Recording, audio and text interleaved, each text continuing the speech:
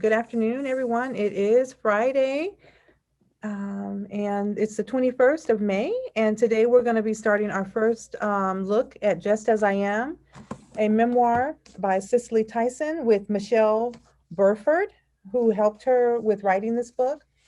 I really like the quote on the back or the inscription on the back from Barack Obama, who said, "In her long and extraordinary career, Cicely Tyson has not only succeeded as an actor, she has shaped the course of history." And before we had got started, I was talking with the ladies, and we were saying how it didn't just tell her life story, but just about history itself in general. She lived a very long life. She lived to be 96, and her memoir came out right before her death. So it was just perfect timing. I read a quote that a perfect lady has perfect timing. So it's just like she was just always such an elegant woman, and so her timing, even of her book coming out, was just perfect. And I think that's one of the most gorgeous pictures of her, down at the bottom on the left with the blue. But she's stunning right here on the cover. I just think she looks so beautiful with her shaved head and her Mhm. her coif around her neck, just gorgeous, beautiful, beautiful soul and woman. And I was always drawn to her. So I'm so happy that we were able to choose this book this month and for next month for our discussion. All right. Oops, next slide, maybe. All right, so I want to real quickly show a video. So remember, I always have a problem with this sometimes. I'm going to share a video right now of an introduction to her book. So I'm not sharing right now, but I'm going to share a different screen in a minute. Yep, here it is.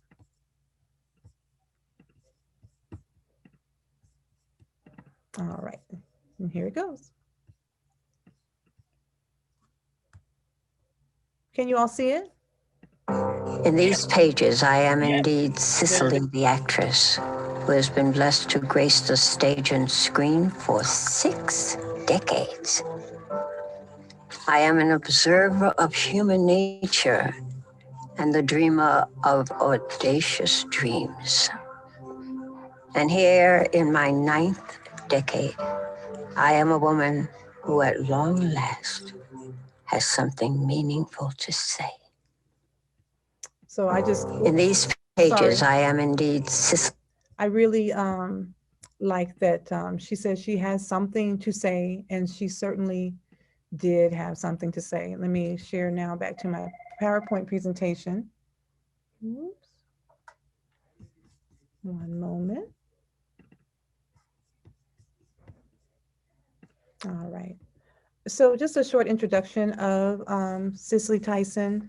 She is a New Yorker. She was born in Harlem, and she was raised by her parents who were devoutly religious, and they were from the Caribbean island of Nevis. She was, like I said, she's so pretty on this cover. She was discovered by a fashion editor at Ebony magazine for her stunning looks, and she rose to the top of the modeling industry. I don't know if you knew that she began her career as a model. She was a beautiful model in the 60s, 50s and 60s. In 1957, she began her acting career in off-Broadway productions.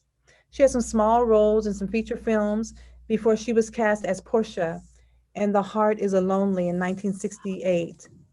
4 years later, just 4 years after that, she had a very short time that her acting career just blossomed. She was nominated for an Academy Award for Best Actress for her performance in Sounder. Does anyone remember her in the movie Sounder? I thought, I she do. did it. I Wasn't love that that so movie. good? Oh, that's my movie.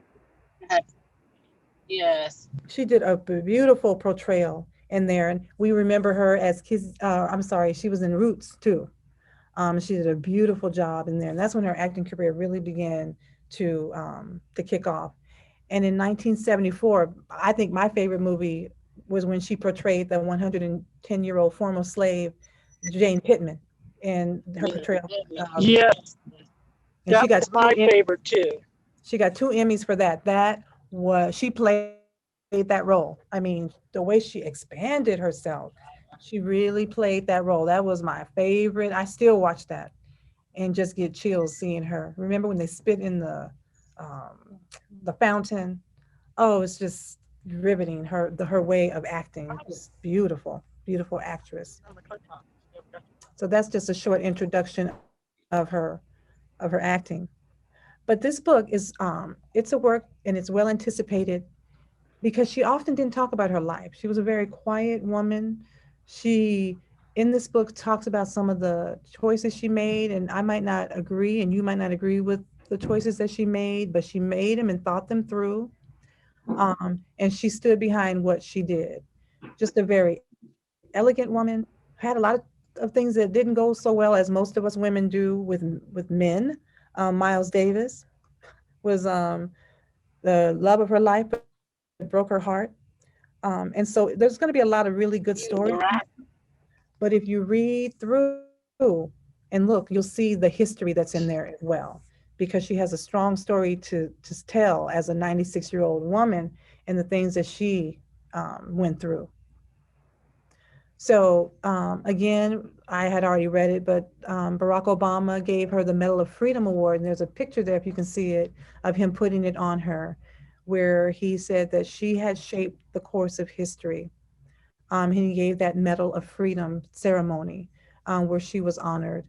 And I will watch videos on it to see him honor, I think, such a poignant person who really represents Black women um, in a way that she didn't try to enhance herself to be someone other than what she was.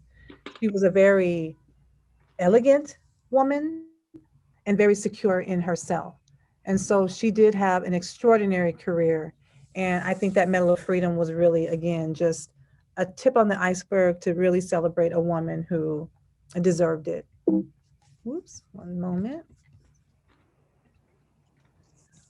So I just want to read an excerpt that I put in here of something that we can talk about. Because actually, Joanne, you had got up to church girl. So she, in the book, so she says, yet I am also the church girl who once rarely spoke a word.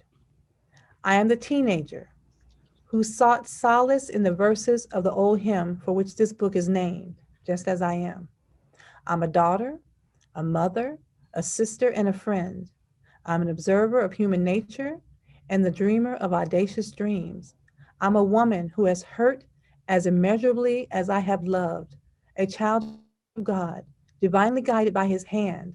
And here in my ninth decade, I'm a woman who at long last has something meaningful to say. So we have all women here. What resonates in what she wrote about herself in that excerpt I just read, or if you can read it yourself, if you can see the screen? I think for me, one of the things, the many roles that we as women play, Mm-hmm. and then trying to stay true to our own self while doing all that. Yes, it's so easy to lose yourself as a woman because we play so many roles. Someone else? Thank you, Michelle. I don't know if I have this exactly right, but when I was reading the part in the book about when the dove came and sat on her head and the kids were all lined up, I remember a time when it was at the end of vacation Bible school and they had us all lined up and they were talking to us, encouraging us to join church. And I thought, I wonder what we would have done if a dove had flown in and sat on our head. I don't Oh, know. You probably would have fell out. oh my gosh, we'd have been running out of there. Isn't that the She truth? just stood there and I thought, okay. She just took Mhm. that. Yes. Anyone else? I resonated with, she says, I'm an observer of human nature and a dreamer of audacious dreams. I think that's why she was such a good actress, was that she watched people and human nature and the nuances. Like when she played Jane Pittman, I believed her to be that age. When I found out that she was a young woman playing that role, it was hard for me. You know, we saw her grow up, but she seemed just so much older that she really took those on. And a dreamer of audacious dreams, she did not give up. She was tenacious. She continued to dream and to pursue her dreams. And I think that when people have those dreams inside of them, that's how they live these long, fruitful, healthy lives. She was also a vegetarian, which I am also. So she really took care of herself and was in tune with her body. I just truly admire her. I think you can tell that. I admire Cicely Tyson so much, and I would consider her to be my favorite actress. And I think the reason why is just from reading her memoir, is seeing how she lived her life to be true to herself. Yes, she made mistakes, just like we found with Obama. You know, he questions himself a lot, but we all do. And it lets you see that these people, you know, we might put them on pedestals because they're Emmy Award winners, Oscar winners, presidential award winners, but they're people just like you and I. And we as women can relate that we're daughters, mothers, sisters, and friends. Um, but the thing that kind of gets me, she says, I'm a woman who at long last has something meaningful to say. What does that kind of convey? Did she think she did not have anything meaningful to say before? What do you guys think? That one kind of turns me off a little bit.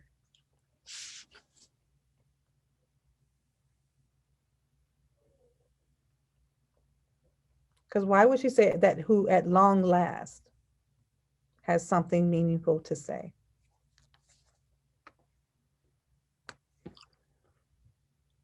I'm not sure about that, but I think, and I was thinking about this when I was reading it, it seems like she came from a culture where the man was given more respect in terms of speaking than the woman was. Mm-hmm.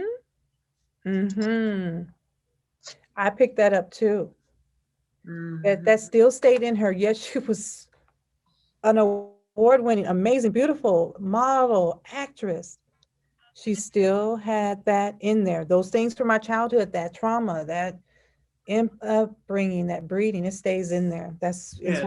Thank you. Great point. Great point. And that's that scene so so poignantly that she waited this long to write her memoirs when she had so much to say. So let's listen to Cicely Tyson. This is from Oprah, where she actually was part of one of her master classes. So let me again stop sharing this and share the other screen. And then we'll hear Cicely in her own words, possibly.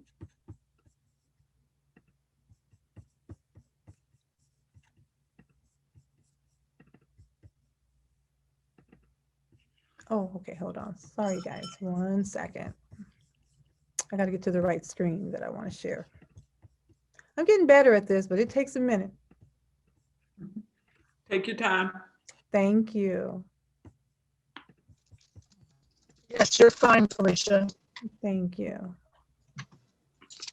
This must be it. It looks funny on my side. All right, here we go.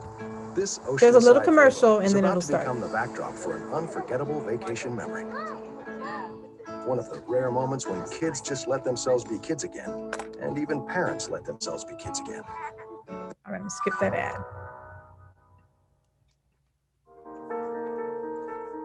The modeling came about through a friend of mine who wanted company to go to modeling school. I just went along to keep her company. I enjoyed modeling. It was quite a change from what I had been doing. And it was from there, that I went into modeling and then into acting. And then things began to happen, you know.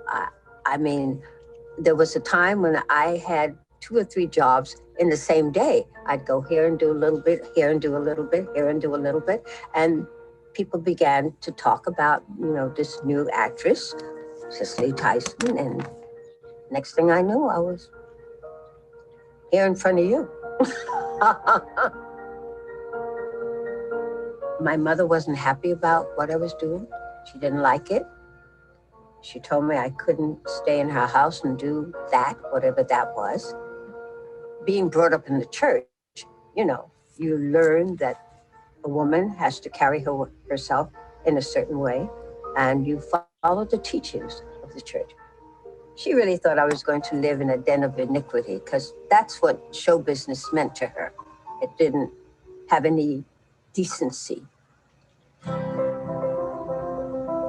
I was called by Vinette Carroll and asked to come and read a play called Dark of the Moon. And it was to be done at the Y in Harlem. My mother heard that I was going to do this play. She told my sister, she's going up there and make a fool of herself, okay? So I decided to invite her. And she came and she brought a friend. I made sure I knew exactly where she was going to sit so that I wouldn't look in that direction, okay? From the moment I walked out on the stage, I heard her say, "Oh my God." She kept talking to her friend all during the time. She thought she was whispering, but I could hear every word she said. It drove me crazy. At the end of this play, I come out and my mother is standing at the door, accepting congratulatory remarks from the people. Yes, I always knew ever since she was a little girl that she was going, you know, she liked to sing and dance. And so I always knew she was going to do this. I said, wait a minute. My mother, who put me out of her house and didn't speak to me for almost 3 years, is standing here telling this barefaced story to these people, huh? Right? And so I then knew that it was something within me that she felt was a gift. Okay. I think that really tells us a lot about her upbringing and how our families and those who we care about play such a strong role in our upbringing. What did you guys think of what she said in there, and maybe how it relates to something you read in the book?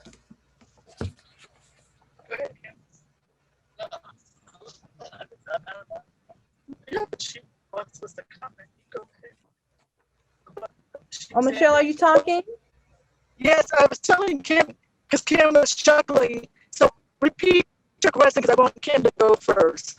Oh, okay, I was saying what we just heard her say about her mother and the way she reacted, kicked her out of the house and all that. How does that relate to how our upbringing and those that we live around and are grown up with, how did that reflect to what you learned about Cicely Tyson, or something that ties in with the book? Just your reactions from there. I just got tickled by her mother seeing her gift and wanting, to take credit. Mm-hmm. When 5 minutes ago, she was dogging her. Right. Isn't that the way it goes? Well, Yeah. and for myself, Alicia, I think it was interesting that she said she knew where her mom was, and she made sure not to look in that direction. Mm-hmm. Because even though she knew she could do it, I think she kind of felt if she was doing it and saw her mom not accepting it, that it might have been hard for her. Yes. When we have family and we want to do them proud, and sometimes when they don't have faith in us, it's harder. So I just thought it was really poignant that she had her mom come, bring the friend, and did what she had to do, and then her mom saw the talent. Right. Thank you. Both excellent points. Joanne, were you going to say it? No, I wasn't. I was just thinking. Okay, I thought I saw you say. I just, again, I can relate to this. I think we all can, especially trying to please a parent. And she grew up in the church. She talked about that. And I grew up in a very strict family with the church. And nothing bad about that, nothing wrong about that, but you want to please and you want to do what is best. And I think that I see this as we continue to read the book, you'll see reflections of how she had that inner conflict with her upbringing and trying to be this righteous church girl. That's why she had named that chapter Church Girl, that she does all the right things. Chapter 3 is called Church Girl. Um, and West Indians, I don't know if you guys are familiar, she says, we attended where many West Indians did, St. John's American Episcopal Catholic Church. In naming the church, our pastor clearly wanted to be inclusive by our services, followed by the Episcopalian tradition. And Catholics have a lot of guilt and nothing bad or wrong about that. My husband's Catholic, but she had all of this to come against, and she's trying to be an actress, a model. So she's putting herself out there as beautiful. So she must have had such an inner conflict, but it took strength for her to, even though her mom kicked her out of the house, to continue with her career. And for that, I admire her. So I think that she definitely had an inward conflict, which we all do. And I think she wrote about it and expressed it very nicely in a way that we can relate. Does anyone have anything to share that they relate to that or not?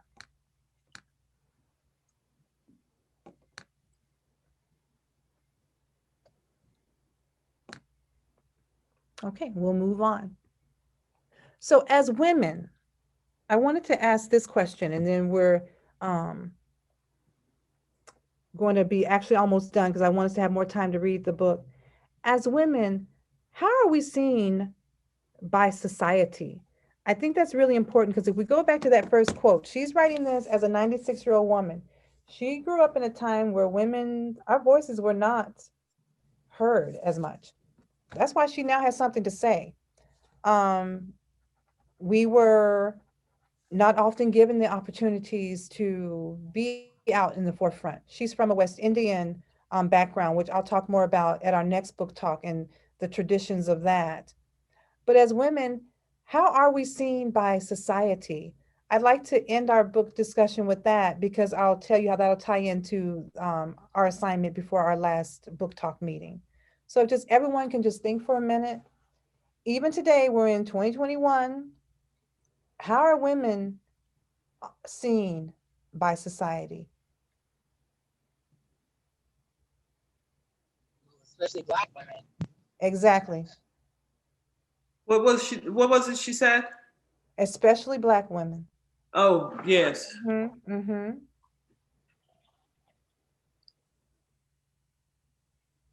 And no right or wrong Well, answer. I just know, Felicia, when, people will make comments that people don't know me, especially white men, or when they address you as sweetheart or, some type of term, I just feel like you don't know me, and I don't like people referring to me as sweetheart or honey, or because it's like I'm a person in my own right, and you don't know who I am, what I've done, what I'm capable of. So I think a lot of times, especially as Black women, people just see us, but they don't know who we are and the power that we contain within our own selves. Awesome. Thank you. Thank you. I also think that the time that Cicely was growing up was a very rough time for women, and Black women especially. We were seen as people that should be in the home and not out doing things, in the community, so to speak, that would cause you to raise above the man. And really the man was the Caucasian man. We were kept at our places. And so she was very quiet. That would kind of give her a little, maybe a headway into what she was about to do before somebody realized, if she was not there talking about it a lot. But I just think the times were different. We were seen differently by society in terms of being able to accomplish things other than in the house and taking care of the kids. Thank you. I hope that wasn't too far off the track. No, you're there. You're right. I was going to say women as seen by society. And then I'm going to go here. She was an actress, but I love her roles that she played. But let's go back to as an actress, Lena Horne and Cicely Tyson in the roles that they got. And I think that skin color had a lot to do with the way that women were portrayed. And I'm so happy for Viola Davis and Kim Fields and all these wonderful actresses that are now showing that African American women come in all different shades and sizes, and we're all beautiful. And our hair and the way our textures and how we look. And I think that one of the things that I see is that we're seen as needing to be in a cookie cutter way. You're supposed to look this way, be this size, wear this type of clothes. And that goes for all women, that we are seen almost in a superficial way. So that goes back to what Michelle was saying. We're individuals. We have voice. We have things to share and to say. And so as we continue to read this book, I want us to look at it from the eyes of, because I think she writes a lot about this because of being a woman, is the role of women in society and how we are viewed and seen, and some of the decisions that she made, some of the choices she made in her love life, some of the choices she made in her acting career, some of the choices she made even in waiting so long to put her story out there. Is our role and how we relate to that role. Do we believe it and buy into it? Or do we cut against the cloth? And as Joanne was saying, in her time, that was unheard of. You're just glad to have an acting career or to be doing something. I mean, she already stepped out against her mom, who kicked her out of the house for even going into acting. So I admire her for that. But I want us to be thinking about the role of women in society, because that's going to play a huge part in Cicely Tyson's memoir. Does anyone else have anything else to share before I go to I think that's our final slide? Well, I just want to piggyback on what you said about skin color, because especially then for actors and actors to be voice their opinion, back then, as Joanne said, it was a different time and people didn't really do that. Mm-hmm.